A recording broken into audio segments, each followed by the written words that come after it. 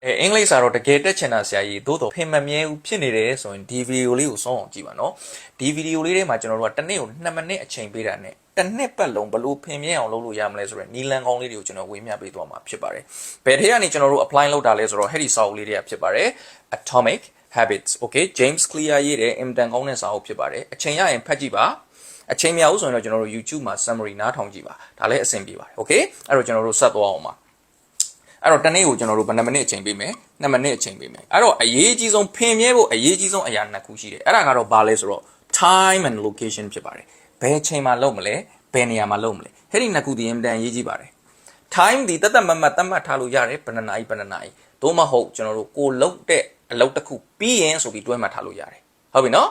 အဲ့တော့တချို့ကလည်းတတ်မတ်သတ်မှတ်ထားမယ်တစ်နာရီဆိုတစ်နာရီ2နာရီဆို2နာရီတချို့ကလည်းကိုလုပ်တဲ့အလုပ်တစ်ခုပြီးသွားရင်ဒါလုပ်မယ်ဆိုပြီးကျွန်တော်တို့သတ်မှတ်ထားတယ်ဥပမာကျွန်တော်ဆိုရင်ဘယ်အချိန်မှာအင်္ဂလိပ်စာလုပ်မလဲလို့ကျွန်တော်သတ်မှတ်ထားလဲဆိုတော့နေ့လည်စာစားပြီးရင်လုပ်โอเคအဲ့တော့ကျွန်တော်နေ့လည်စာစားပြီးတာနဲ့သိပြီတခါတည်းအုံနောက်က train ပြီးသားဖြစ်သွားပြီနေ့လည်စာစားပြီးတာနဲ့ငါဘာလုပ်မလဲဘာမှမလုပ်ဘူးကျွန်တော်တို့အင်္ဂလိပ်စာလုပ်โอเคအဲ့တော့ရေချိုးပြီးတာနဲ့လုပ်မယ်ဆိုတဲ့လူတွေကရေချိုးပြီးသားနဲ့ငါအင်္ဂလိပ်စာလုပ်ရမယ်ဒီအသီးလေးရသွားပြီအဲ့ဒါလေးဒီအင်တန်တန်ဖို့ရှိပါတယ်ပြီးရင်ကျွန်တော်တို့ location တီနေရာဘယ်နေရာမှာလုပ်မလဲโอเคရောက်ရပေါက်ရလုပ်လို့မရပါဘူးကိုလောက်ရမယ်ကိုရဲ့ favorite spot လေးဒီအင်တန်ရေးကြည့်ပါတယ် okay အဲ့တော့ကျွန်တော်တို့က time ရွေးပြီးသွားပြီ location ရွေးပြီးသွားပြီအဲ့တော့ first phase 1 phase 2 phase 3 phase 4 phase 5ဒါအဆင့်လေးတွေပေါ့နော်လုံးဖြစ်အောင်လုပ်မယ်အဆင့်လေးတွေအဲ့တော့ပထမအဆင့်ဒီအရေးကြီးဆုံးပဲဟုတ်ပြီနော်ဖင်မြဲဖို့အတွက်အဲ့ဒီပထမအဆင့်ရောက်ပြီဆိုတာနဲ့ကျွန်တော်တို့80ရာနှုန်းလောက်ကျွန်တော်တို့ဖင်မြဲသွားပြီစာလုံးဖြစ်သွားပြီအဲ့တော့ပထမအဆင့်ကဘာမှထွေထွေတူတူမဟုတ်ဘူးဘာလုပ်ရမှာလဲဆိုတော့အဲ့ဒီသတ်မှတ်ထားတဲ့အချိန်မှာသတ်မှတ်ထားတဲ့နေရာကိုရောက်အောင်သွားပါဒါပဲဒါ first phase ပဲအဲ့လိုမျိုးလုပ်ဘူးလားဆိုတာကိုယ့်ဘာကိုစဉ်းစားကြည့်နော်လွယ်လွယ်လေးတော့ထင်ရတယ်သတ်မှတ်ထားတဲ့အချိန်ကိုလုံးမယ်လို့သတ်မှတ်ထားတဲ့အချိန်ရေချိုးပြီးရင်လုံးမယ်ဆိုရင်ရေချိုးပြီးတဲ့အချိန်မှာကိုလုံးမဲ့နေအောင်ရောက်အောင်သွားထမင်းစားပြီးရင်လုံးမယ်လို့ရည်စူးထားလိုက်ပြီးထမင်းစားပြီးလို့ရှိရင်ကိုလုံးမဲ့နေအောင်ရောက်အောင်သွားအဲ့ဒါဒီ first phase ပဲဒီအဆင့်ကိုရောက်ပြီဆိုတာနဲ့အောင်မြင်ဖို့ဒီကျွန်တော်တို့ကတော်တော်လေးရာခိုင်နှုန်းများသွားပါပြီဟုတ်ပြီနော်အဲ့ဒါလေးပဲလို့ဘာမှမလုပ်နဲ့အဲ့တော့ဘာမှမလုပ်နိုင်ဘူးဆိုရင်ဒီအဆင့်ကိုကျွန်တော်တို့ကတစ်ပတ်လောက်သာလုပ်နေနောက်အဆင့်နဲ့မသွားသေးနဲ့ဒီအဆင့်လေးကိုတစ်ပတ်လောက်လုပ်ကြည့်နေโอเคကိုသတ်မှတ်ထားတဲ့အချိန်မှာသတ်မှတ်ထားတဲ့နေရာလေးကိုသာရောက်အောင်သွားပြီးထိုင်နေလိုက်ဒါပဲအဲ့ဒီကနေနောက်တစ်ဆင့်တက်မယ်ဘာလုပ်တော့စာအုပ်ဖွင့်ပါ open your book စာအုပ်လေးပဲဖွင့်ဘာမှမလုပ်နဲ့စာအုပ်လေးပဲဖွင့်နေโอเคအဲ့တော့သတ်မှတ်ထားတဲ့နေရာကိုရောက်အောင်သွားပြီးစာအုပ်လေးဖွင့်ပြီးဟဲ့ဒီနှစ်ဆင့်ရောက်ပြီဆိုတာနဲ့ရာခိုင်နှုန်းပိုများလာပြီဟုတ်ပြီနော်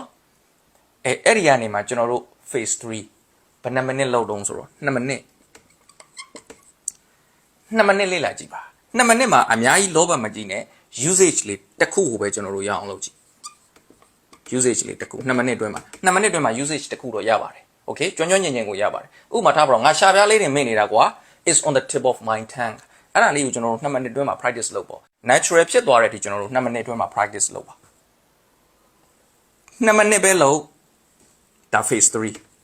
အဲ့ဒီ phase 3ကိုရောက်ပြီးဒီ phase 3ကိုနေတိုင်း2ပတ်လောက်စက်တိုက်လုံနိုင်ပြီဆိုတာနဲ့ဟဲ့ဒီအောက်က phase 4 phase 5ဒီဘာမှမခတ်တော့ပါဘူး okay ဒါကိုယ့်ဘာကိုတွေးလာလိမ့်မယ်ဘာတွေဖြစ်လာမလဲဆိုတာအဲ့တော့ဟဲ့ဒီ phase 3ကိုရောက်လို့တစ်နေ့ကို2မိနစ်လောက်ပြီးပြီဆိုတာနဲ့ဒါဒီကိုယ့်ရဲ့ကျွန်တော်တို့ plan ထားတဲ့ target ကျွန်တော်တို့အောင်မြင်ပြီထိသွားပြီပေါ့နော်အဲ့ဒီ target ထိသွားပြီဆိုရင်ကျွန်တော်တို့ဒီမှာဇယားလေးရှိတယ်အဲ့ဒါဒီ calendar ဖြစ်မယ်တခုခုဖြစ်မယ်ကိုမှတ်ရမယ်ကိုယ့်ရဲ့ကျွန်တော်တို့ tracker ပေါ့နော်ကိုယ့်ရဲ့ habit tracker လေးပေါ့အဲ့ဒီမှာကျွန်တော်တို့မှတ်ပထမတစ်ရက်သွားတယ်ရောက်တဲ့နေရာကိုကျွန်တော်တို့ရောက်တယ်ပြီးရင်စာအုပ်ဖွင့်တယ်2မိနစ်လုပ်တယ်အဲ့ဒါလုပ်ပြီးပြီဆိုတာနဲ့ okay ငါဒီတရက်အောင်ထူသွားပြီ1ရက်နေ့2ရက်နေ့အောင်ထူသွားပြီ3ရက်နေ့အောင်ထူသွားပြီတိတာတဲ့နေရာမှာကတ်ထားပြီးတော့တိတာကျွန်တော်တို့မှတ်ပါဒါမလုပ်ဖြစ်ဘူးမလားမလုပ်ဖြစ်ဘူးဆိုလဲကျွန်တော်တို့ကအမှားချက်မလုပ်ဖြစ်လိုက်ဝေးနောက်ရက်မလုပ်ဖြစ်လိုက်ဝေးတိုးတော့2ရက်ပြင်တော့မပို့ပါစေနဲ့โอเค2ရက်ပြင်တော့မပို့ပါစေနဲ့အဲ့ဒီလိုမျိုးကျွန်တော်တို့ကစူးစမ်းသွားပါအဲ့တော့အမှန်ချစ်တွေများလာခြင်းသည် habit ဖြစ်လာတယ်လို့ပြောတာနောက်ကြတာကမခတ်တော့2မိနစ်လုံနိုင်ပြီဆိုရင်2မိနစ်ကို2ပတ်လောက်ကျွန်တော်တို့ကစက်တိုက်လုံနိုင်ပြီဆိုရင် သူ့ဘာသူအချိန်ပါပြီးတော့ကျွန်တော်တို့က10မိနစ်ကနေ15မိနစ်လုပ်ဖို့မခက်တော့သူ့ဘာသူအချိန်ပါသွားလိမ့်မယ်โอเค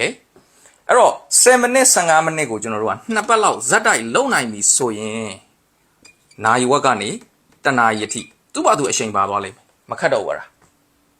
ဟုတ်ပြီနော်အဲ့တော့ကျွန်တော်တို့ကတနာရီဝက်နဲ့တနာရီကြာတစ်နေ့ကိုလုံနိုင်ပြီဆိုဒါကျွန်တော်တို့ရဲ့ target အဆင်ပြေသွားပြီလေဒါလောက်သာပုံမှန်လုပ်လို့ရှင်တစ်နှစ်ဆိုတေချာပုတ်တီးတာတိုးတက်လာမှာပေါ့โอเคအဲ့တော့ okay phase 4 phase 5မလုံနိုင်သေးဘူးလားမလုံနိုင်လဲပြဿနာမရှိဘူးအနိုင်ဆုံးကိုယ့်ရဲ့စံချိန်ဒီပါလဲတစ်နေ့ကို2မိနစ်တော့မပြတ်မကွာလုံနိုင်ရမယ်ဆိုတဲ့စံချိန်လေးအမြဲတမ်းသွားပါโอเคအဲ့တော့ကျွန်တော်တို့ဘာလုပ်မလဲဘယ်ချိန်မှာလုံမလဲဆိုတာလုံမယ်ဘယ်နေရာမှာလုံမလဲဆိုတာရွေးမယ်ပြီးရင်အဲ့ဒီလုံမဲ့နေရာကိုသွားမယ်ပြီးရင်ကိုယ့်ရဲ့စာအုပ်လေးကိုဖွင့်မယ်ဖွင့်ပြီးလို့ရှင်2မိနစ်လေ့လာမယ်အဲ့ဒါလေးပဲနေတိုင်းလုပ်သွားပါโอเคအဲ့ဒါလေးနေတိုင်းလုပ်သွားရင်အကျင့်လေးဟာ